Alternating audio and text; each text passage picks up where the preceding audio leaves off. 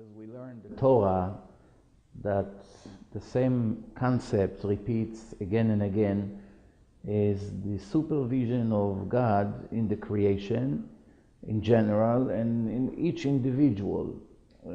Besides health and getting married and the term of the life of every individual, the fortune, the future, one of the main things that we have to focus on is the living, the parnasa, making a living. How exactly does it work?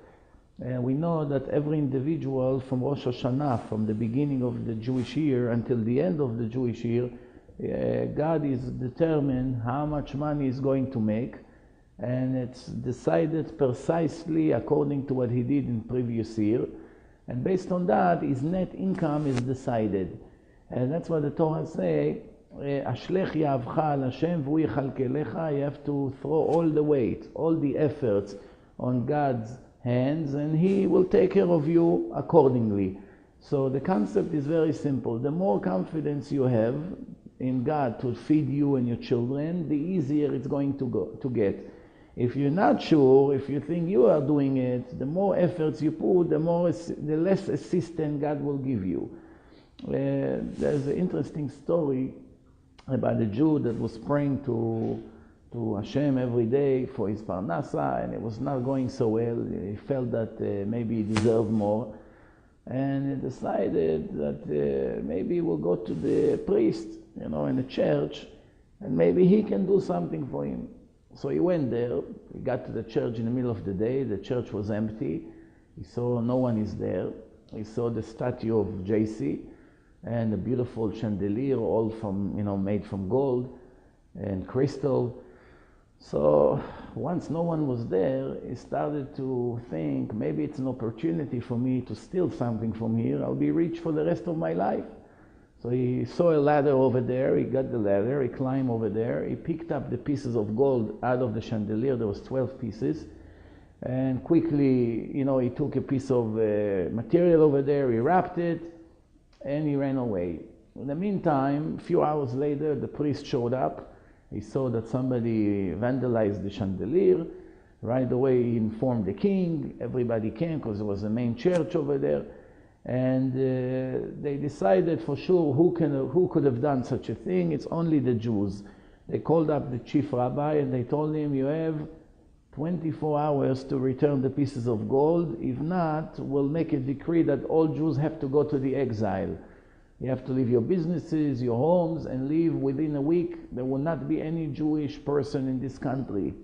The rabbi got very nervous. He went right away to the main synagogue. He announced, if anybody knows anything about stealing the gold from the chandelier in the church, please let me know. So the Jew who took it was just there. He said, hey, Rabbi, you don't have to go crazy on it. I am the one who took it.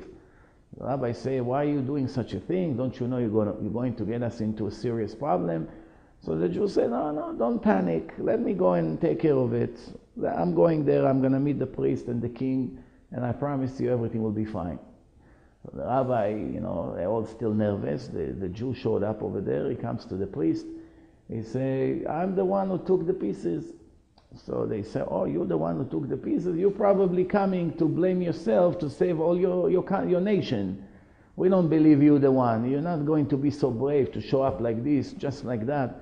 So he said, no, actually I have. You can go to my home, I'll give you the address, go check under the mattress. You see, there's 11 pieces over there.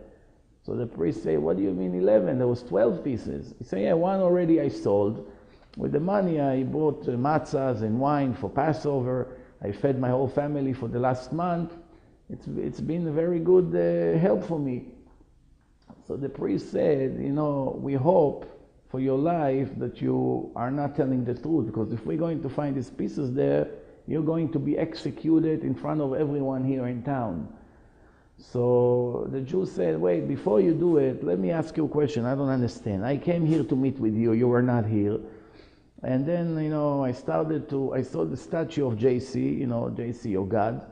And I asked him, maybe you'll help me. I'm desperate. I'm looking for someone to help me.